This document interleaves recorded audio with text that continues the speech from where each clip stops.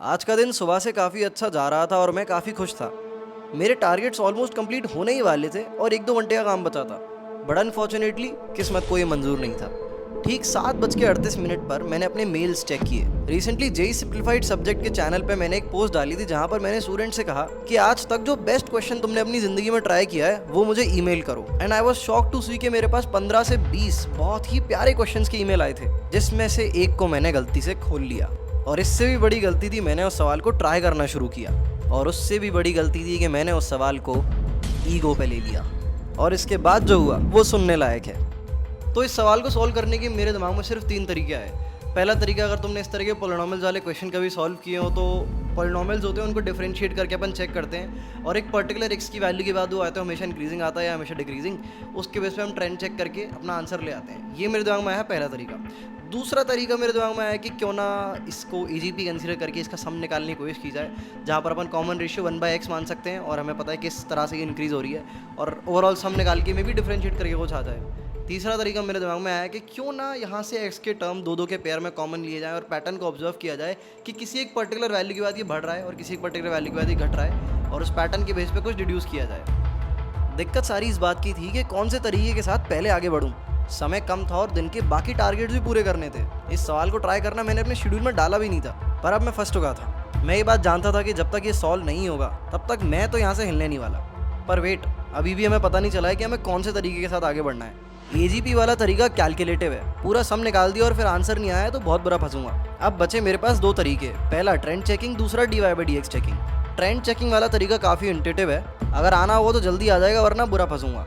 तीसरे तरीके की बात करूँ जो dy/dx वाला तरीका है, जो कि सबसे ज़्यादा कॉमन है और इस तरह के सवाल ऑलरेडी काफ़ी ज़्यादा मैंने देखे हैं, तो उस तरीके के साथ पहले ट्राई करते हैं। तो ट्रेंड चेकिंग वाले तरीके मैंने ऑब्जर्व करने की कोशिश करी कि किस वैल्यू के लिए ये पूरा का पूरा फंक्शन हमारा मिनिमम हो सकता है। सबसे पहले मैंने डाली x की वैल्यू 0। x की वैल्यू 0 मुझे पता चला कि इसकी overall value at the end 2023 ही निकल के आएगी। तो ये बात तो क्लियर थी कि आंसर हमारा 2023 से कम ही है। अगर मैं आखिरी का टर्म और लिख दूँ, कहने का मतलब सेकंड लास्ट, तो ये थोड़ा और क्लियरली दिखाई देगा हमें। दैट इज नेगेटिव का 2022x और आखिरी term obviously 2023।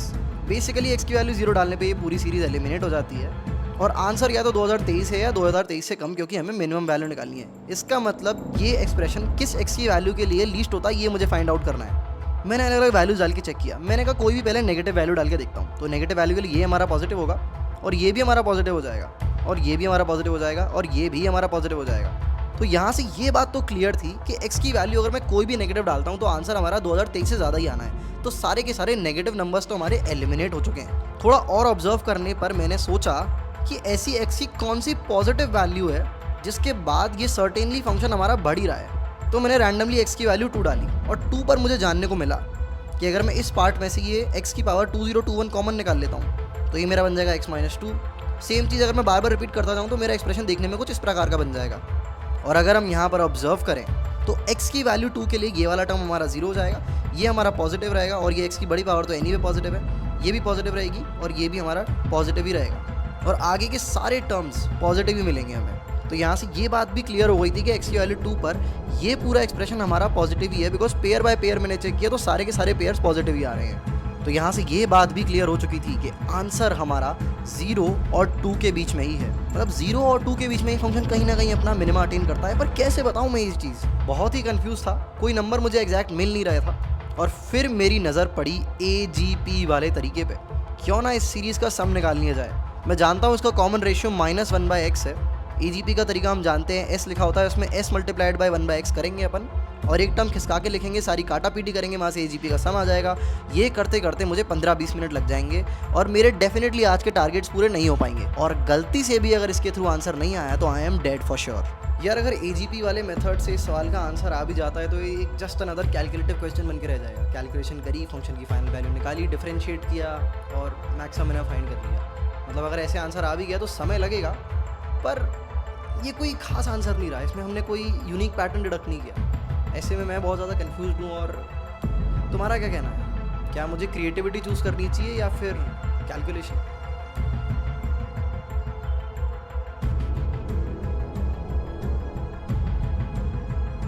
Being passionate about maths, मेरे लिए आंसर सिंपल था, क्रिएटिविटी। पर गाइज इस बार अपने खेल की शुरुआत हम 0 से नहीं करने वाले, बिकॉज हमारे पास ऑलरेडी एक लीड है। दैट सेज कि इसका जो आंसर है वो हमारा 0 से 2 के बीच में कोई नंबर है जिस पर अपनी मिनिमा अटेन कर रहा है।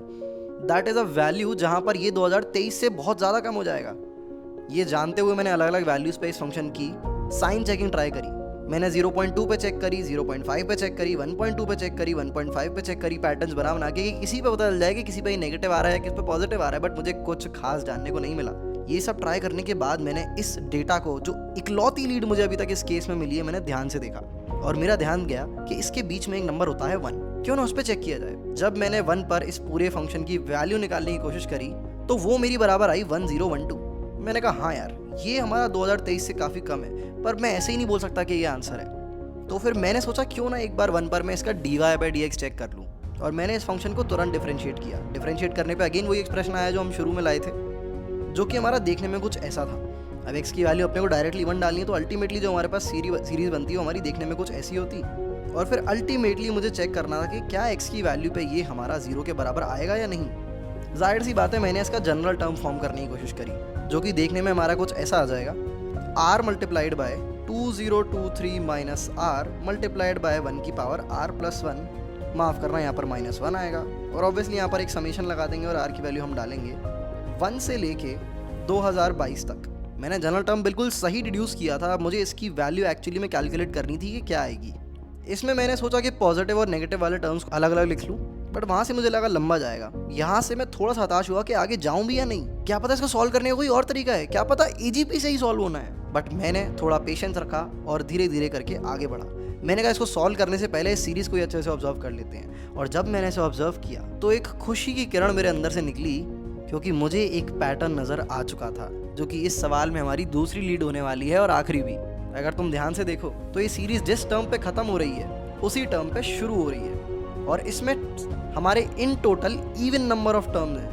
एक्चुअली में जिस तरह से ये सीरीज डिज़ाइन है, सारे टर्म आगे पीछे से कटते जाएंगे। अगर तुम ध्यान से ऑब्जर्व करो तो जो सेकंड लास्ट टर्म होगा वो हमारा होने वाला है प्लस का 2021 मल्टीप्लाइड बाय 2, जो कि इसके साथ क्रॉस कैंसिल हो जाएगा।